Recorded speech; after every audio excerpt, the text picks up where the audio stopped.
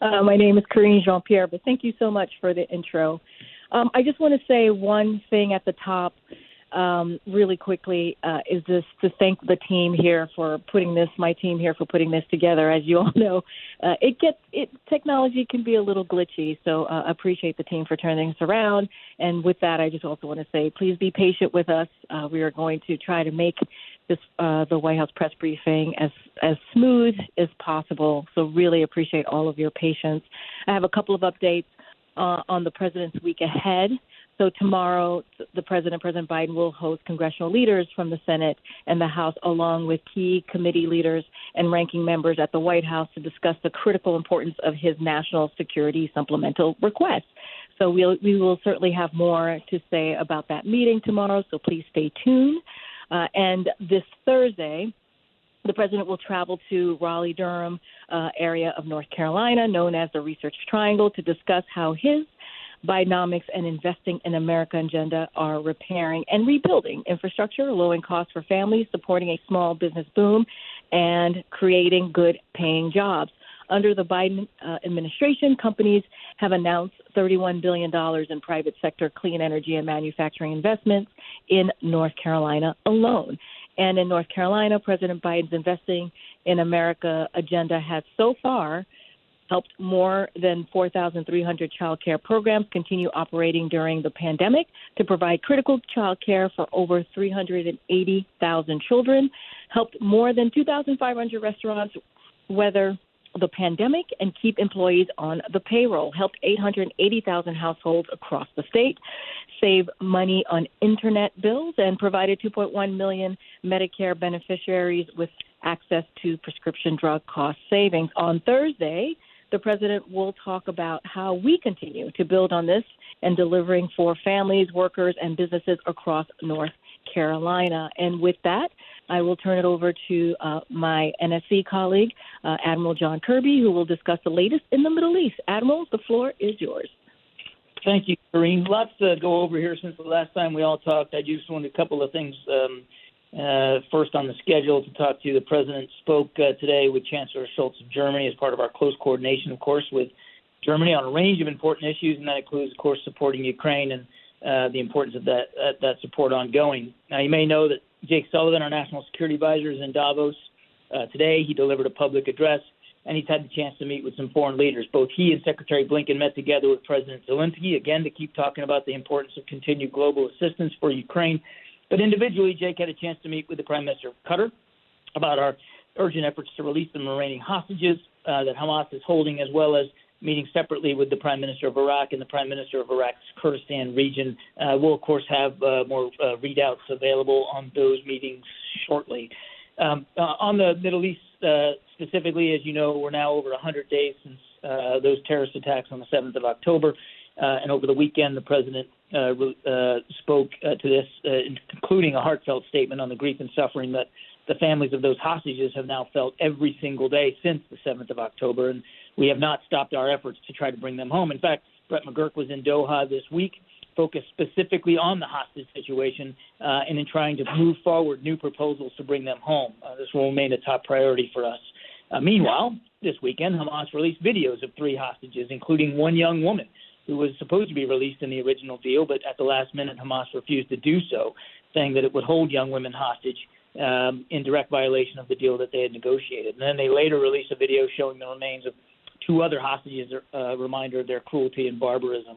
Now, on the military front, I would just like to point you, if you haven't seen it, to important statements from Israel's defense minister yesterday, that Israel will now shift to has now shifted to a low-intensity phase in North Gaza, and it will soon do so in southern Gaza as well. They announced the withdrawal of a division, an army division from Gaza, as part of this shift to lower intensity ops. And as they undergo this transition, we are preparing to increase the humanitarian assistance into those people who need it, as well as to help set the conditions for the population to return to North Gaza, where the UN hopes to be able to conduct assessment missions over the coming weeks. So we're making these preparations because we believe that these lower intensity operations inside Gaza should be able to not only allow for a reduction in civilian casualties, but a more reliable distribution of aid over the coming period. As a matter of fact, our envoy David Satterfield and our ambassador Jack Lew are meeting today with Israeli senior leadership and senior military commanders at their southern command to discuss all these issues. And then just lastly, again, on the humanitarian crisis, the images coming out of Gaza continue to be heartbreaking and painful. As the president has said, every innocent life lost is one too many. We don't want to see any more civilian casualties. Now, Israel, of course, has a right to defend itself, but Hamas also continues to be an active threat to Israel, and its leaders have vowed to repeat the attacks of the 7th of October again and again and again. Just yesterday, Hamas took credit for the brutal murder of an Israeli grandmother who was stabbed to death in a car. But again, we've encouraged Israel, particularly now as it shifts to this new phase, to do so in terms of their operations as surgically and as precisely as possible to minimize those casualties. And we're also at the same time focused on increasing the flow of trucks into Gaza. I'll end with this, and that's that just today we were able to get 228 trucks into Gaza over those two crossings. Again, not enough, but we're trying to keep the level at above 200 if we can. Now, a big hindrance to that, of course, is the fighting itself, which is why the Israel Defense Minister's comments about switching to lower intensity operations could have a dramatic effect on our ability to do that. And with that, I'll turn it back over.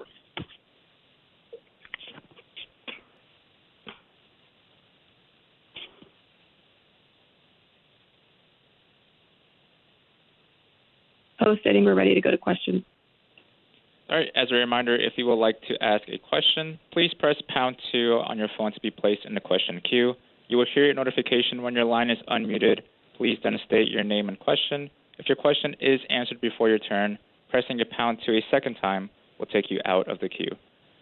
Moving on to our first question. Caller, please go ahead. Hey guys, it's Justin from Bloomberg. I had one for Karine and one for Kirby.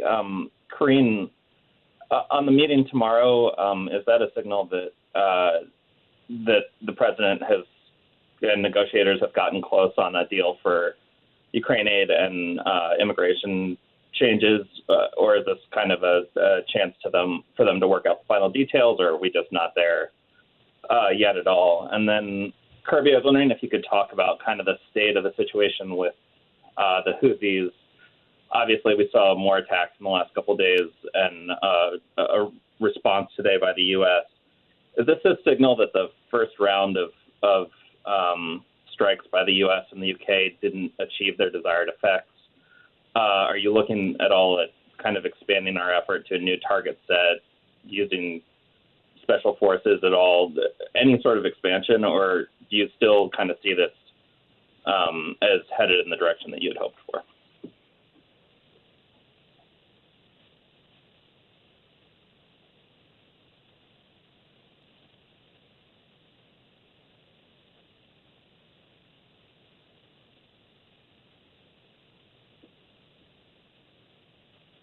Hey, Kirby, you want to take that question? Your question? Yeah, sure. I just wanted to defer to you since the first one with you, but I'm happy to do that. No, I appreciate it. And Justin, we're just going to let Kirby go, and then I'll answer that question once Kirby's done with the Middle East pieces. Thanks. Sure. Okay. So look, Justin, you're right. We have seen some additional lower scale retaliatory strikes by the Houthis in the last few days, much smaller than what we had seen before, and none of them effective. And I would tell you, we fully anticipated when we launched that salvo on Friday night that the Houthis would probably conduct some retaliatory strikes. So I think it's too soon to call this some sort of a trend that would lead us to believe that we didn't have a good effect with those strikes. We believe that we did have a good effect with those strikes in terms of disrupting and degrading their capability to conduct military offensive operations. As for what the next turn is here, I won't get ahead of potential military operations one way or the other. As you saw today, we took additional strikes, knocking out 4 ballistic missiles that we believe were prepped and ready to be launched from Yemen. Took them out before they could do that. So we have said before, we'll say it again, we stand ready to defend our interests, our sailors, our ships, and that of merchant shipping as required. We're not looking for a war. We're not looking to expand this. Houthis have a choice to make and they still have time to make the right choice, which is to stop these reckless attacks.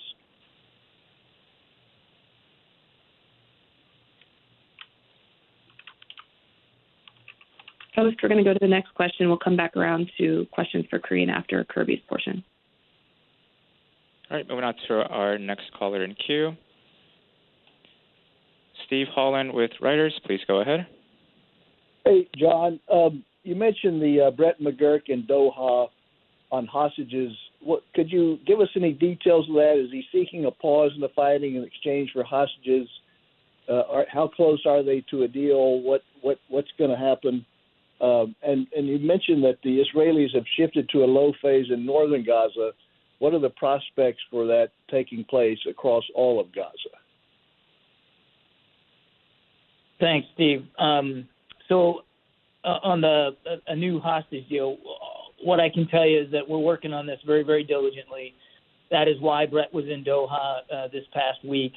I don't want to get ahead of where we are, but we are having, I would say, very serious and intensive discussions in Qatar about the possibility for another deal. Obviously, I want to be careful. I don't say too much publicly here as we have these talks, but we're hopeful that it can bear fruit and bear fruit soon, because there's still over about 140 hostages still being held. As for your question about whether their shift to lower intensity operations can, how fast that will spread across Gaza, that's really not a question I'm qualified to answer. The Israeli Defense Forces are much better to speak to that. They just announced yesterday, as I said in my opening statement, the removal of a division, a full division of Army troops from Gaza. We think that's a positive step forward in terms of getting to lower intensity ops. We hope that it will allow for the movement back into North Gaza, because really the bulk of the operations are being conducted in the south right now. So we hope that this removal of these troops and this announced transition that they've made, that it will allow for people to flow back into North Gaza, alleviate some of that pressure in the south, particularly around Khan Yunis. And we'll see where it goes from there. But again, I wouldn't want to get ahead of Israeli military planning. Thanks, John. Yes, sir. All right, moving on to our next question in queue.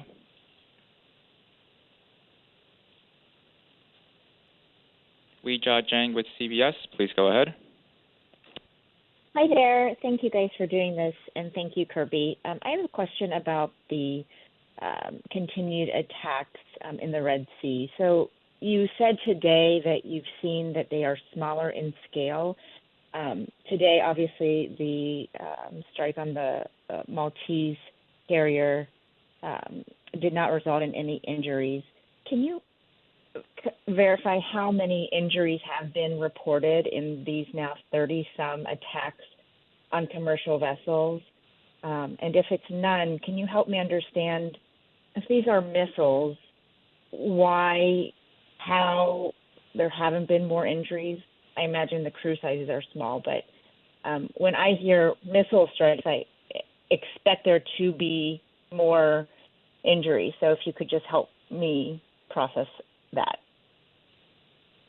What I'll do is I'll take your question and see if we can get a better answer, maybe from Central Command. I don't have a list of casualties from these merchant ships. That's not the kind of thing. I don't think we're centrally tracking that, but don't take that to the bank. Let me talk to CENTCOM and see if they've got some sort of figures for you. You're right. I mean, I would a couple of things here. Number one, most of these missile attacks and drone attacks have been ineffective. You're right. There was a hit today, but no injuries caused, no real significant damage to the ship, by the way. Most of the attacks are knocked out of the sky before they can get to the targets. And a good many of these missile and drone attacks have simply missed, particularly the ballistic missiles, just fallen harmlessly into the water without hitting a ship. So that's one reason why I think the numbers haven't been dramatic. Number two, you named it. I think it's a fair point. I mean, a lot of merchant ships today don't have large crews. It's not like a Navy ship where you'd have hundreds of sailors aboard a destroyer or thousands aboard an aircraft carrier. these large merchant ships, there's a lot of automation, and they simply don't have big crews. That's probably one reason as well. And then they're very big ships, and so even if one were to take a hit like the one today, depending on where it is struck, may have little to no impact, or certainly a not a significant impact on that ship's ability to continue to transit safely. So again, they're very big ships. A lot of their freeboard, what we call the space between the water level and the top of the side of the ship, that's called freeboard, can be very, very high depending on how much freight they're holding. So there's probably a lot of reasons for that, but let me take it back and see if we can give you a better figure on the data. Okay, so given what you just said, Kirby, and given the fears of escalation that the conflict will expand, can you explain why the retaliatory strikes are still worth it? Our retaliatory strikes or theirs? The U.S.'s and our allies. Essentially, if their strikes aren't really having that much of an impact and they're not causing injuries, and there is a concern that, retaliatory strikes will widen the war, just, why is it still worth it? Except we believe by taking away some of their capability, degrading that capability, which we think we did on Friday, it can have an impact on the effectiveness of future strikes. By taking away, degrading some of their capability, certainly makes it harder for them to conduct these strikes. And just because there hasn't been a catastrophically successful one yet, thanks to a lot of great work by the U.S. Navy and allied and partner navies, doesn't mean that we can just turn a blind eye and sit back and do nothing. We want these attacks to stop. We warned the Houthis not to conduct them. They continued to conduct them. So we took action on Friday night to more significantly degrade their capability to do that. And as we've said before, while we won't telegraph future punches, we're not going to hesitate to take further action if needed. Thank you. Yes, ma'am. All right, moving on to our next question in queue. Zeke Miller with AP, please go ahead. Thanks for doing this. On Friday, the president said that he believed the Houthis were a terrorist organization. I was wondering, John, if you give us an update on if there will be an FTO redesignation. And then separately, do you have anything on these reported Iranian strikes inside Pakistan? Is the U.S. believe that those increases the risk for a broader regional escalation? Thank you.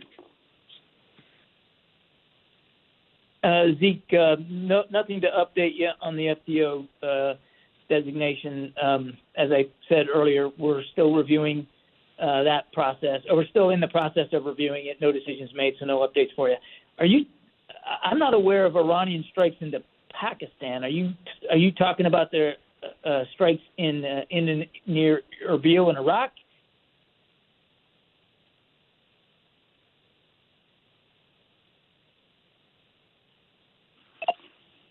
Sorry, there's a report that Iran says that it has launched attacks today into what it calls militant bases in Pakistan.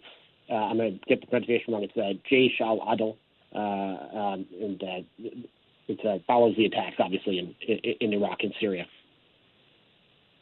Okay, gotcha. Let me get back to you on that one, Zeke. I was not tracking strikes into Pakistan today. But we owe you an answer. We'll get back to you. All right, moving on to our next question in queue. Anita Powell with Voice of America, please go ahead. Thank you so much, John. I hope you're keeping warm today. I have two Red Sea questions. First of all, on this deal between Ethiopia and the breakaway Somali province of Somaliland. Does the White House see this as a threat to U.S. national security, especially in light of recent troubles in the Red Sea? And what can or will Washington do to calm the situation? And then just going back to something you said about the Houthis, how we're not looking to expand this conflict, how do you square that with the mission of degrading their capabilities? I mean, how is that not expanding this conflict? So on the second question, I mean, it's a very simple equation. By removing military capability from the Houthis, we are making it harder for them to conduct these attacks. These attacks have been escalatory. These attacks have been dangerous. These attacks have affected merchant shipping in the Red Sea, one of the most important international waterways around the world. So the very act of taking these strikes, knocking out their capability, in some cases before they could use it, that is by definition taking the tensions down. You're taking the ability for them to conduct these attacks off the table. Again, we reserve the right to continue to do that as appropriate to prevent them from causing more mayhem and more danger to merchant ships and merchant sailors. On Ethiopia and Somaliland, we're certainly troubled now by what's reportedly included in a memorandum of understanding between Ethiopia and Somaliland. As we've said many, many times, we support Somalia's sovereignty, their territorial integrity, and it's got to be respected. So we're engaging with partners in the region. We certainly welcome efforts by the African Union and the Intergovernmental Authority on Development, otherwise known as IGAD, to help lessen the tensions. What we're particularly concerned about is that this MOU, recently now inked between Ethiopia and Somaliland, threatens to disrupt the fight that Somalis, Africans, and regional international partners, including us, are waging against al-Shabaab. And al-Shabaab remains a viable terrorist threat in the region without question. So, look, we don't believe that the region can afford any more conflict. We don't think this MOU is moving us in the right direction. And we'll keep raising that not only with partners there in the Horn of Africa, but also elsewhere. So just to press you on, is that a threat to U.S. national security then, this possibility that Shabaab may rise? It certainly could directly impact national security interest in the region without question, because we hold al-Shabaab as a continued foreign terrorist organization, continued dangerous threat to our interests and the interests of our partners. So there could be a U.S. national security threat posed by the language in this MOU, which is why we're deeply concerned about it. Thank you. Yep. All right, moving on to our next question in queue. Aurelia End with AFP, please go ahead. Hi, thanks so much for taking my question. I would have two questions about Ukraine. The first one is a pretty simple one. Can you say that as of now there is no U.S. assistance anymore going to Ukraine, that it's de facto over? And second question, can you give us a sense of the conversation Jake Sullivan had with President Zelensky in Davos? What were the concerns he raised? What was the message, etc.? Thank you so much.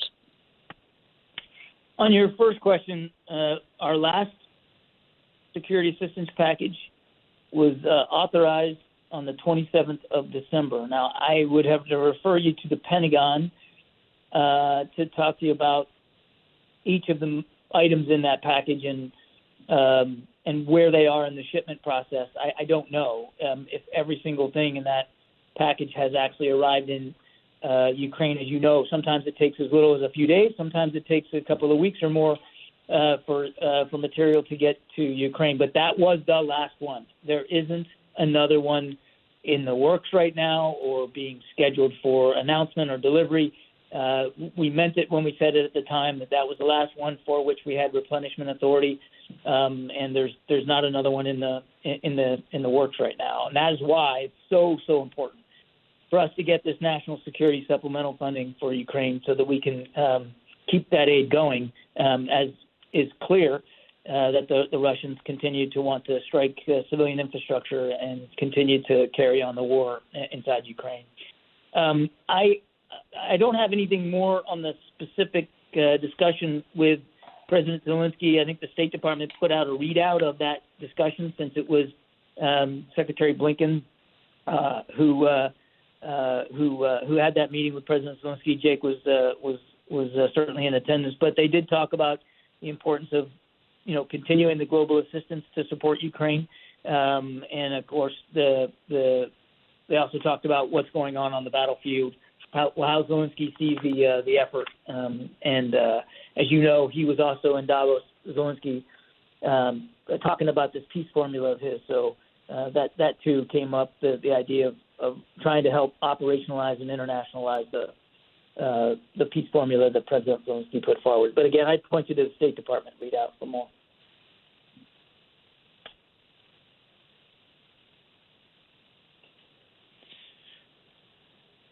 All right, moving on to our next question in queue. Selena Wang with ABC News, please go ahead. Thank you, Admiral. Just going back to the question on the strikes, has the battle damage assessment of the first airstrikes been completed when it comes to the strikes last week against the Houthis? Just how much has the U.S. degraded the military capabilities, and what does it say about the degradation given that the retaliatory attacks on the Houthis have continued? Does it show that it only made a small dent in capacity? I'd refer you to the Pentagon to speak to the battle damage assessment. Selena, they're really the right ones to go to for that. And I don't know the final status of that. As I said earlier, even before we conducted these strikes, we had every expectation that the Houthis would still maintain some capability and would probably retaliate in some form or fashion.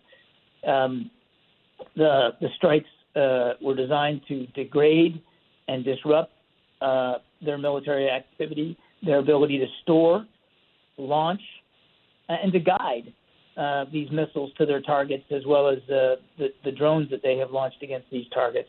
We believe that we had good effect, but the specifics of the BDA, battle damage assessment, is really something for the Pentagon to speak to. But at no time, even that night, did we say that all of the Houthis' offensive capability were going to be eliminated by those strikes. Again, the Houthis have a choice to make. We know they still have some capability. They have a choice to make about what they do with that capability. If they choose to keep conducting these attacks, we will continue to defend against them and counter them as appropriate, even as we did today, hitting 4 ballistic missiles on launchers before they could be sent on their way. Just to follow up on that, as the retaliation continues from the Houthis, just how far is the U.S. willing to go? And on a secondary topic, is there any update on the search for the U.S. Navy SEALs?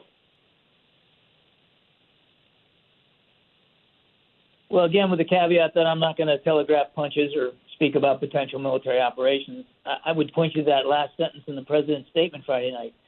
We will not hesitate to take further action to defend ourselves, our interests, those of our allies and partners, certainly not our ships and our sailors. So as we've proven again today, we will not hesitate to take action as appropriate. Again, the Houthis have a choice here to make, and the right choice is to stop these attacks. I don't have an update for you on the search efforts for those 2 Navy sailors that are in the water. As I understand it this morning, and I did check in with the Pentagon on this, that search is ongoing, but what that looks like, how much longer, I really, that's a question better put to the Defense Department. Our thoughts and prayers are with those 2 sailors and their families who are waiting anxiously for word, and obviously we'll monitor as closely as we can.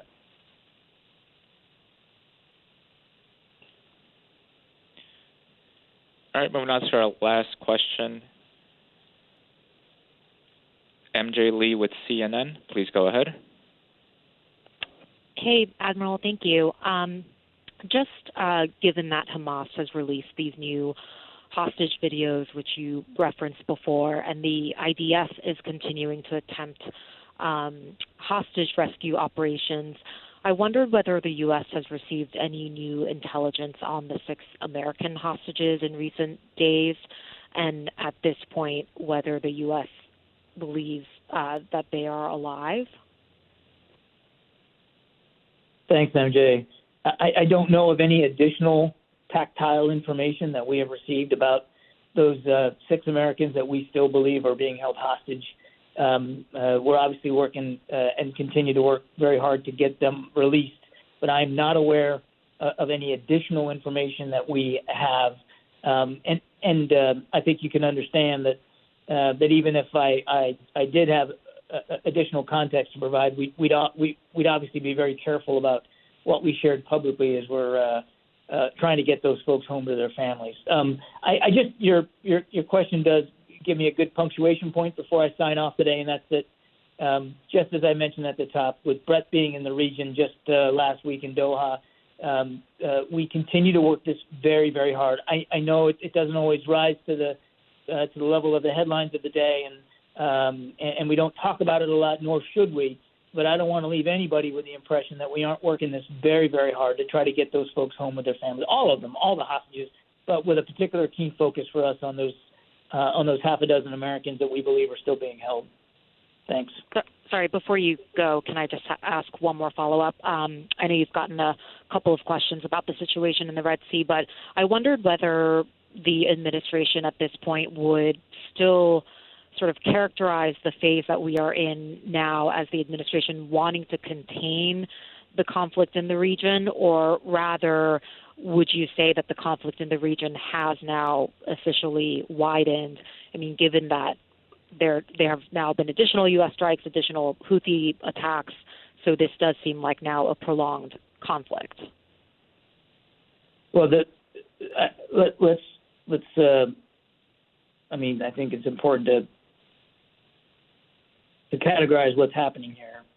First of all, the strikes that we took Friday, no matter what the Houthis might say, has nothing to do with the fight in Gaza. It has to do with defending shipping in the Red Sea. No matter what the Houthis say, they're not going after ships that are tied to Israel. They hit yesterday, the other day, they hit a ship carrying Russian oil. It was Panamanian flag, nothing to do with Israel. So I think we need to not buy into the Houthi propaganda. That's one. We still have an interest in not seeing this conflict widen or escalate. In fact, that's why we took those strikes on Friday, to degrade Houthi capability so that it can't widen and escalate. We still have that interest. We're still working to that end, even as we work to continue to make sure Israel has what it needs to defend itself.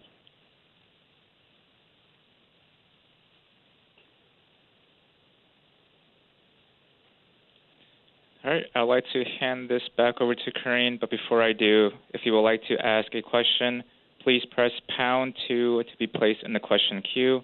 If your question is answered before your turn, pressing #2 a second time will take you out of the queue. Karine?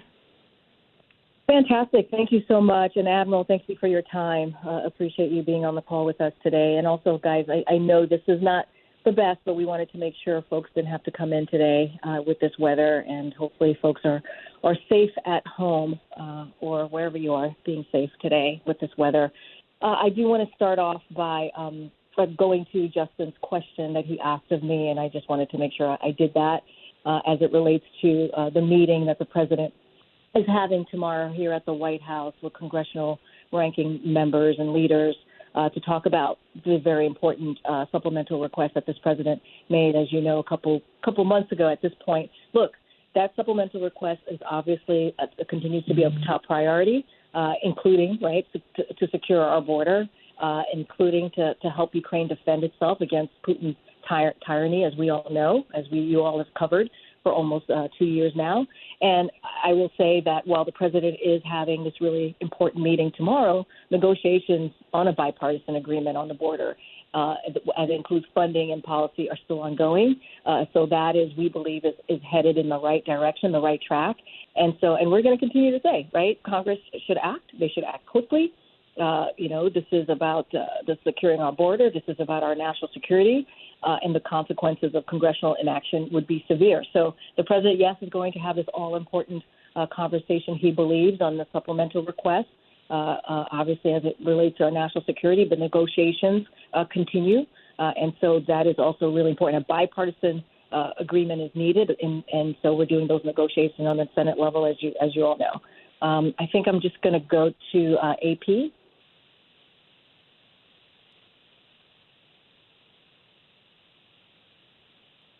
I don't know if that's Zeke or somebody else. Thanks, Karine. It's Zeke. I was hoping you just called the meeting tomorrow an all-important meeting. I'm hoping you could speak to why tomorrow. It's January 16th. Why hasn't the president asked the congressional leaders and the committee leaders over to the White House sooner? Secondly, is the meeting focused on negotiations, to piggyback off of Justin's question, or is it about the stakes? Should this funding not be approved? will it be a classified meeting, or will it be in the sit room, or will it be in the Oval? Any color you can offer. And then on a different topic entirely, I was hoping you could address the situation in Texas over the weekend. Right now, do you believe, or does the federal government control the southern border, or is the state of Texas? Okay, both very, very good questions. Look, as it relates to what the meeting is going to look like, where it's going to be, we're going to have more information about the meeting tomorrow, later today, so just stay tuned. Don't have the specifics on that. And look, as I said at the top, this is going to be about discussing critical importance of the President's national security supplemental request. So it is going to be about the supplemental request. And I'll just say this. Look, I've said a couple times at the briefing room and to all of you how the President's team, obviously the Office of Leg Affairs, and other members of his White House team have been in direct contact and regular communications with members of Congress and their staff. And the President has had conversations with congressional members. As you know, we don't read out every call or every meeting that he has. He's had a very long-standing relationship with many members on the Hill as VP, as Senator, obviously. So, yes, he's had conversations with them. I think he wanted to bring folks together because, when we talk about the supplemental, their urgency requests, the national security requests are urgent, and so the President wanted to bring everybody together to have that conversation. But negotiations are still happening. The border security negotiations are still happening, and the President certainly has entrusted his team to have those conversations, as he's done many, many times before. So we'll certainly have more to share about tomorrow, about what that's going to look like. Look, as it relates to Texas, let me just say a couple of things at the top, because I think it's important, and you all have heard me say this about what Governor Abbott continues to do, all of his, what he's doing at the border, his policies, how he's getting involved. It's extreme, right? It's extreme political stunts. And I've said this over and over again. We have said this. It demonizes and dehumanizes people. But it also makes the job of the Border Patrol harder. And it also is, it's more dangerous. That's what we're seeing. And there's been multiple actions that this governor has taken, right? Blocking Border Patrol from accessing the border, that's a problem. When he's blocking them and putting Texas officials, then he's taking away the duties of what the Border Patrol are supposed to do. And so it is a problem. Leaving migrants on the side of the road during winter, you've heard me say that. Installing razor wire to make Border Patrol's job more dangerous. Promoting extreme and unconstitutional laws like SB 4. So he continues to prove that he's not interested. He's not really interested in solutions, only seeking to politicize the border. So, to answer your question, Zeke, look, right now, the Texas officials are preventing Border Patrol agents from doing their job in that particular area by the border. So that is a problem. That is a problem.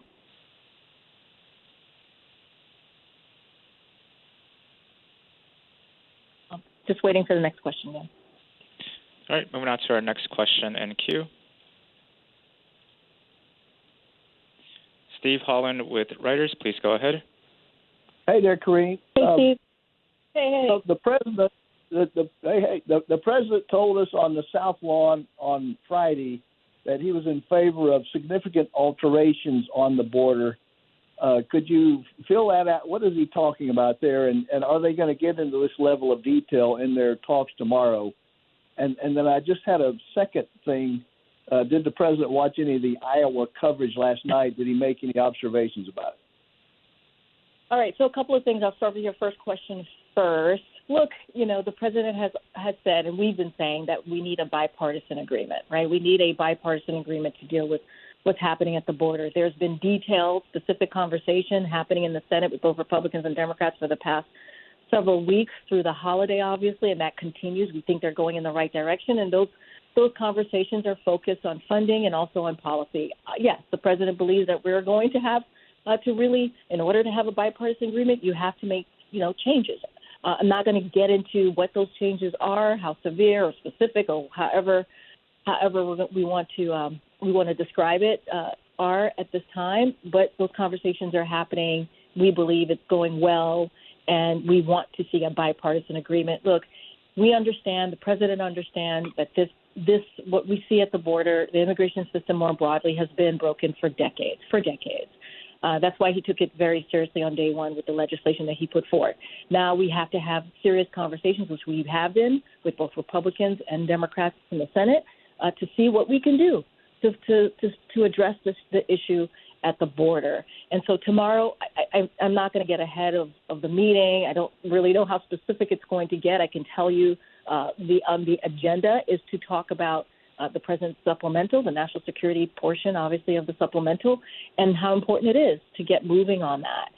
But now I'm not going to get into details of specifics of how granular they're going to get at all in that meeting. But it is going to be important, and we'll have more for all of you to share on that. As it relates to the caucuses, the Iowa caucus, I want to be really careful, as all you know, is that I'm a federal employee, obviously, so not going to comment on the upcoming election, the 2024 election. What I can say, I know folks had this question, the president was here last night at the White House as it relates to if he's seen it or not. Of course, I'm sure he's seen the coverage of the Iowa caucus. Don't have anything specific to share on that. And I also want to lift this up, too. Yesterday, you saw the president. Some of you traveled with us. We were in Philly. We went to Philly Abundance. And I think it's important to lay out what's important to this president, right? He went to a non-for-profit food bank that served the Philadelphia and also the Delaware Valley region of Pennsylvania, and the work that they do is to drive hunger from our community, right? To get that out. We're talking about food insecurity today, and to end hunger for good. So, look, he distributed food. You all saw that. That was really important. That was his main focus for yesterday. And he's going to continue to focus on the American people. That's what he's going to do. He's going to continue to focus on others, helping hardworking middle-class families, build an economy from the bottom up and from the bottom up, middle out. That's what he's going to do, protecting American freedom, bringing the country together around, optimism, vision for the future. So that's going to be the president's focus, and I will go to the next questioner. Thanks. All right, moving on to our next question in queue. MJ Lee with CNN, please go ahead. Hey, MJ. Hey, Karine. Just on the Iowa caucuses last night, what, if anything, I know that you are not going to get into details, but just generally speaking, what, if anything, did the president make of the results that showed that the majority of caucus goers said they don't believe that his win in 2020 was legitimate? And if you can't speak to the president's reaction to that, can you speak to the reaction to that from, yourself or other White House officials? So, here's what I'll say, because we've talked about this before from the briefing room. So it's not, this is something that deals with 2020, so I can actually speak to this. Look, the president is going to continue to stand against conspiracy theories, right? And we know what you just laid out to me about how people feel has been debunked, right? It has been debunked by federal judges who are Republican judges. Other officials have debunked that. We had a very free and fair election. That's what we know. That is the fact. And it's important to state that. It's important to be clear, very, very clear about that.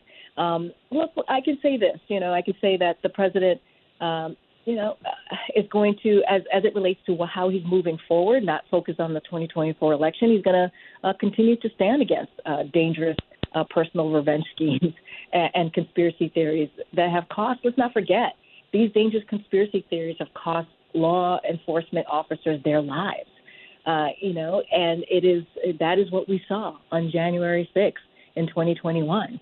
It was an attack on our democracy, and it was because people believed, the insurrectionists, the mob, more than 2,000 people who showed up at the Capitol believed the conspiracy theories that they were told about this election, and it cost officers their lives. And that is incredibly dangerous. Our democracy was under attack. Again, a very scary moment in our history, a dark time in our history. You heard the president talk about this very recently when he was in Valley Forge. And so, look, we have to speak out about that. We have to be very clear spoken about those types of conspiracy theories. We have to speak against them. And so I'll just leave it there. Moving on to our next question in queue. Annie Linsky with Wall Street Journal. Please go ahead. Hi there. Annie. Hi there, Karine. I wanted to ask about the news over the weekend that John Kerry is departing his post. Could you tell me whether or not the president plans on replacing him, and what you believe he accomplished in that role, and anything more about why the president agreed for him to leave now at this particular moment? So, look, a couple of things, because I've gotten to know the Special Envoy Kerry and obviously former Secretary of State Kerry, and I know that I know the president appreciated everything that he was able to do in the past 3 years. So I can just put it on the record. I can confirm that in the upcoming months that Special Envoy Kerry will leave the administration, as I just stated, after 3 years of service. And let's just to talk about his tenure for a second. He was able to deliver with the leadership, obviously, of this president, the most ambitious climate agenda in history.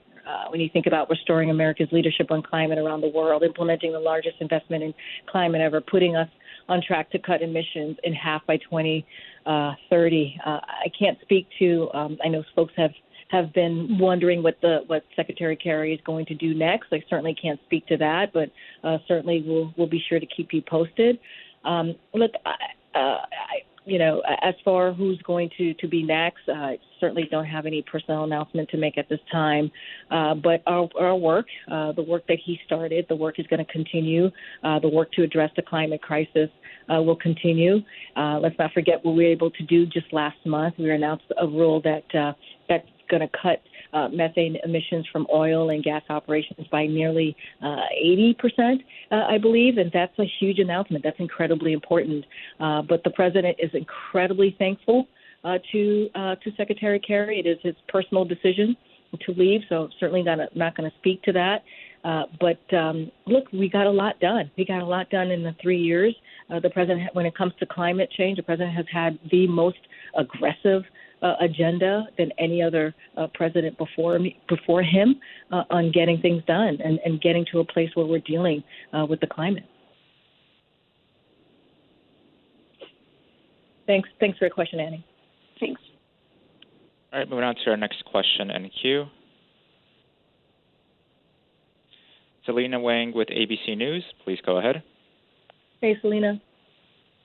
Hey, Karine, thanks for doing this. I know you can't speak too much about it, but is there anything else you can say about the president's view about Trump's resounding win in Iowa? He was asked yesterday about why he felt compelled to seek a second term, and he said, quote, the things that Trump is saying, he means them, he's running to get revenge. Just wondering if you can elaborate on what the president's thoughts are. Look, and I think you're speaking to the interview that the president did on yesterday, obviously on Dr. Martin Luther King Day with Reverend Al Sharpton. He called into his radio show, and I know it's been previewed on one of the cable networks, what the president said. And so the president, appreciated that conversation, had a really, I think, thoughtful conversation about what he's thinking moving forward. Obviously, I can't get into specifics on that, but I would certainly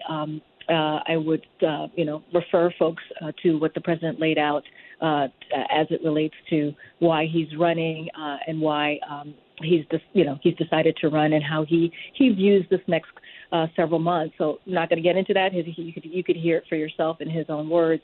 But look, I'll say this, and I kind of said this before, right, which is what the president's going to stand against. It's going to stand against dangerous personal revenge schemes, right? The president's going to stand against conspiracy theories, right? The president is going to continue to fight for the freedoms of Americans across this country. We see what they're trying to do, what Republican elected officials are trying to do as it relates to abortion bans and how dangerous that is to women and their health. And the president, in the meantime, the president's going to continue lead with obviously with leadership and putting American people first and bring people together in a way that benefits everyone. That is what the president's going to continue to do, and not putting yourself first, or putting yourself above everyone else, or fomenting hate, or selling out working people to rich special interests, or taking away freedoms, as I just laid out. That's not what the president's going to do. He's going to be completely the opposite of that, as he's been doing for the last almost 3 years, and that's the president's goal.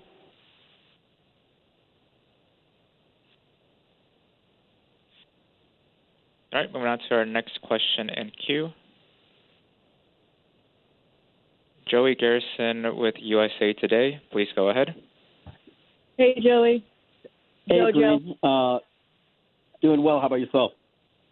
Has President Biden spoken to Secretary Austin since his release from the hospital yesterday? And are there any plans for the two to meet in person now that he is out of the hospital? Thank you. No, good question. Thank you for the question. Look, we're happy to hear of his discharge. Obviously, look, the president is looking forward, and I said this last week. We said this last week to the secretary getting back to the Pentagon, obviously, and so don't have anything to share on when they're going to either see each other or speak. Obviously, they spoke last week. The secretary has very much been engaged and involved in what we're seeing in the Middle East right now, and more broadly on his schedule, on the secretary's schedule. That's something that the Pentagon can speak to. Can't speak to that from here. But obviously, we are very happy to see that, to hear of his discharge, and looking forward to him getting back to the Pentagon. Thanks.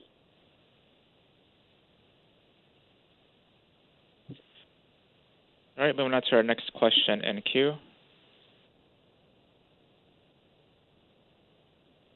Tommy Christopher with Meditate, please go ahead. Yeah, hey, Karine, it's Tommy. How you doing? Hey, Tommy, good to hear your voice. How are you? Good, good. By the way, I know you know this, but it's Mediaite. We get that a lot, though, Meditate. Good to talk to you, and good to be staying warm, too. So I was wondering if you could tell me what you make of how much former President Trump leaned into this lie that January 6th was justified while he was campaigning in Iowa and, demanding the release of the quote-unquote hostages. And what would you say to right-wing media that sort of helped him in that? Yeah, look, always want to be very, very careful on speaking about candidate Trump, especially in as an upcoming 2024 election. What I'll say more broadly about the January 6th comments, look,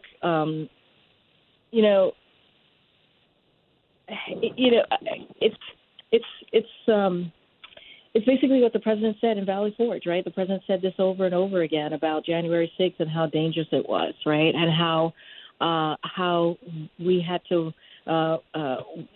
watch,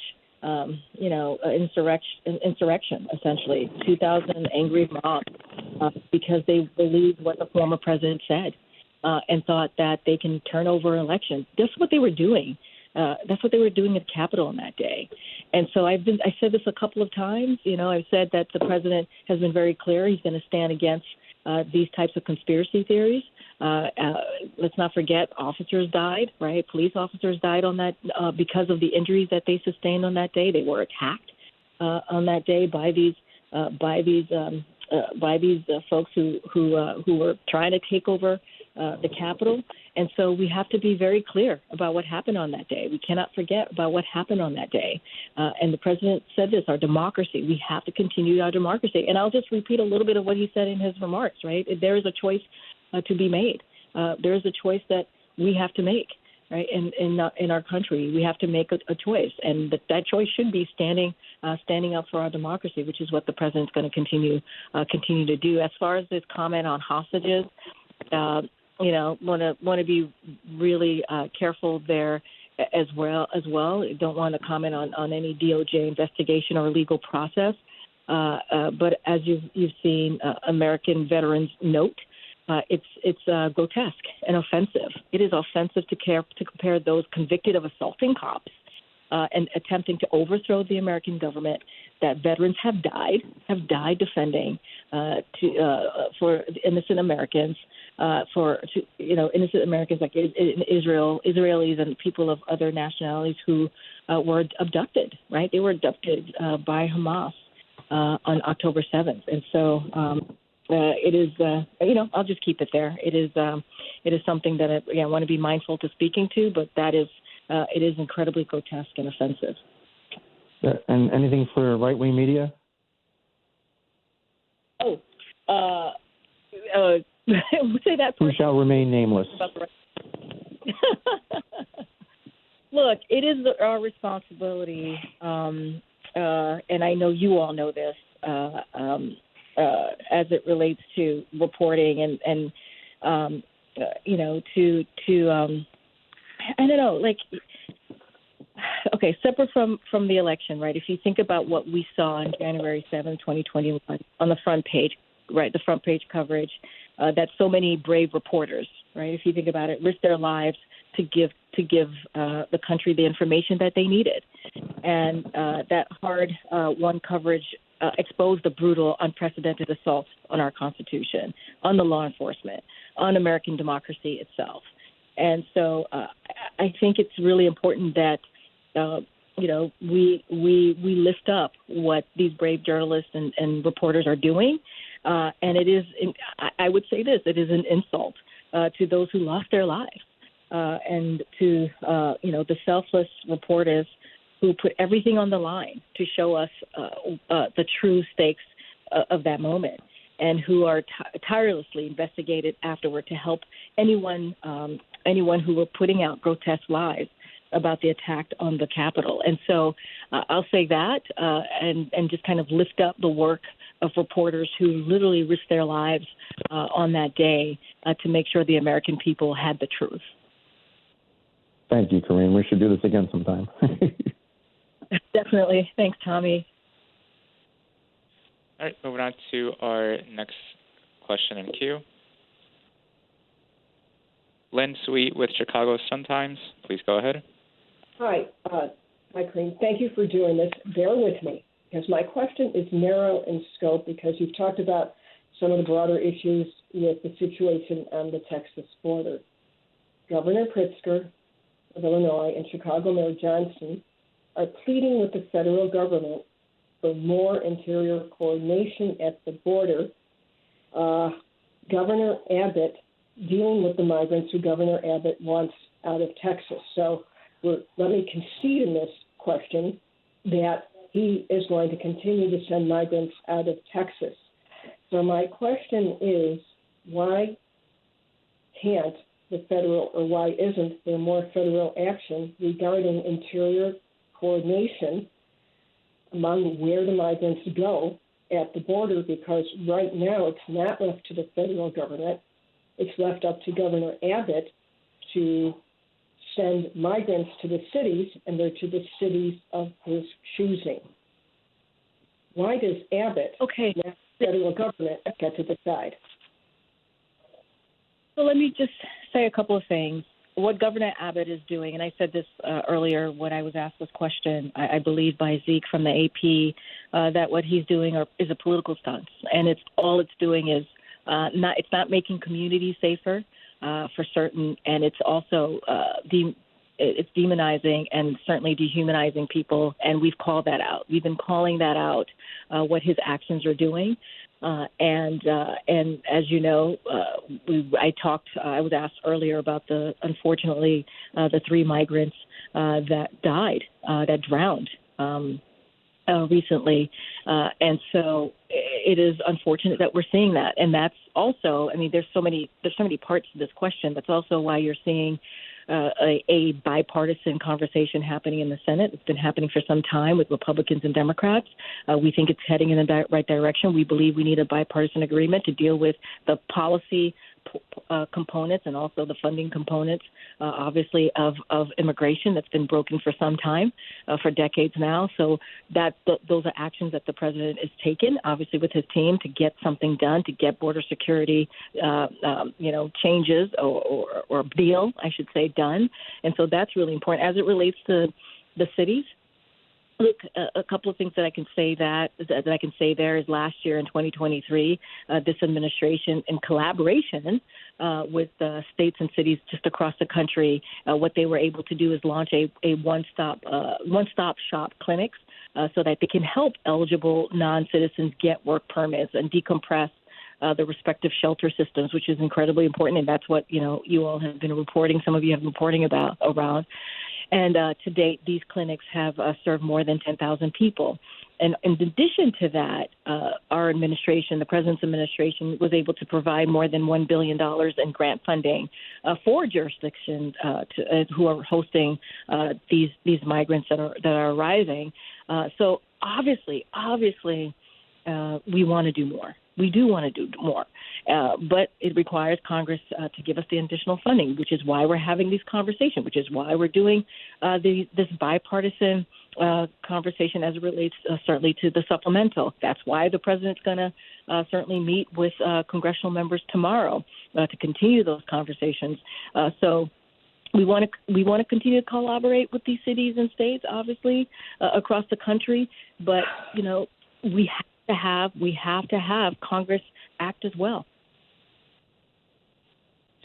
All right, moving on to our next question in queue. Weijia Jiang with CBS News. Please go ahead. Hey, Weijia. Thank you. Hi, Karine. Hi.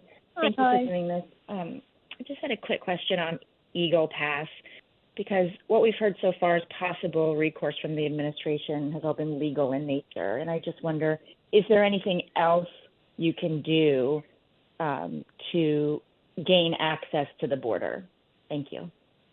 No, it's a good question, and I appreciate all these questions, but there's about the border in particular because they're very important. Look, the Border Patrol, they have to have access to the border. They have to in order to enforce our laws. And DHS has sent Texas a cease and desist letter regarding their clearly unconstitutional actions. And here's the thing: if Texas does not stop blocking what Border Patrol agents should be doing, right, which is enforcing the laws, but if they don't stop blocking their access, we're going to refer the matter to the Department of Justice for appropriate action. But obviously, DHS has taken action. They asked for a cease and desist in their letter, and we Border Control agents need to have access in order to enforce the law. That's what they need. They need the governor of Texas to stop playing political games and to stop doing these political stunts. It is putting people's lives at risk, and that is what we're seeing.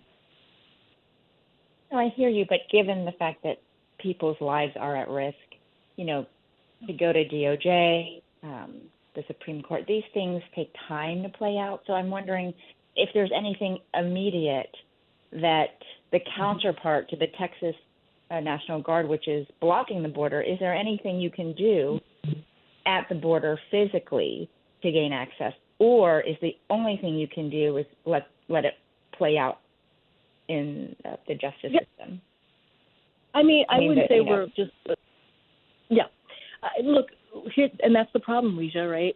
It's like, it is unfortunate that you have a Governor Abbott, that's watching this happen, right? That's watching people be put in harm's way, law enforcement also be put into harm's way, because it does make a situation dangerous for the Border Patrol agents and dangerous for the migrants, obviously. And allowing this to happen, like, that is actually a question for Governor Abbott. He is doing these political stunts, and it is causing harm. It is not fixing the problem. The Border Patrol agents are not able to really move forward with enforcing our laws. I mean, this is what a elected official is doing. And so, I get the question to us. We are going to take legal, we have taken legal action. That is the process. That's the way that we have to move forward. And we also have to call it out. That's when you all ask me questions about it, or you ask any members of the administration about this, we say very loud and clear, these are political stunts. They are dangerous. They dehumanize people. They demonize people. They put people's lives in danger. Not just the migrants, but also the border patrol agents. It's a problem, and so we have to continue to call it out. I mean, you guys are helpful in that way in calling this out, and so we're going to continue to do that. All right, moving on to our next question in queue, and this will be our last question. Kelly O'Donnell with NBC, please go ahead. Oh, to be last. I have been waiting patiently, so I'm so glad to get to love this interview process. Yes. So many questions have been asked, so I'm just going to tick off couple of quick things. Can you give us a sense of your reaction and any White House changes in position or posture related to the swatting incident that happened on Monday, recognizing that there are a lot of ways in which you have response built into the campus here, but in the larger sense of how the White House could now be drawn into this new technique? And secondly, when Joey asked about Secretary Austin, and you referenced them speaking, a week or so ago, what's the typical cadence for the president and the SecDef to speak on the phone, given all the areas of their obvious, priorities on national security matters of late? Thanks so much. No, thank you so much, Kelly O. Two important questions. Look, as it relates to the swatting, I would have to refer you to Secret Service and D.C. Fire, which responded, as you know, to the incident. Can't say more from here. Look, the president and the secretary speak regularly. I don't have a regular cadence to speak to. Obviously, he's the Secretary of Defense, so that is they do speak regularly. I just don't have a particular, as I said, cadence to speak to on how regularly that happens. And I would also say that from senior levels of the Department of Defense and also at the NSC and obviously at the State Department, they are in constant communication with their counterparts or the folks that they deal with on a regular basis. And so as it relates to the president, they do speak regularly. I just don't have the specifics on how often. And briefly on the swatting, not the specifics of what happened yesterday, but could you speak to the larger issue that this technique of whether it's harassment or prank or whatever it might be that has popped up and has affected now the White House, but in addition, members of the judicial branch, other types of officials, do you have a broader sense of how this is now creating a risk or a danger in our society? Yeah, look, I think what you just stated is correct, right? It is creating a danger and a risk to our society. There are things that we're going to monitor. This is something, obviously, the Secret Service is going to monitor very closely as it relates to us specifically at the White House or this administration. And so I'm just going to be really mindful and leave it there. But how you stated the question is obviously a concern to us. All right, everybody. The briefing, we appreciate it. Oh, go ahead. Oh, I don't know what just happened. I think. If you guys can still hear me, thank you so much for your time. And we will see you all tomorrow in the briefing room. All right, be safe. Bye.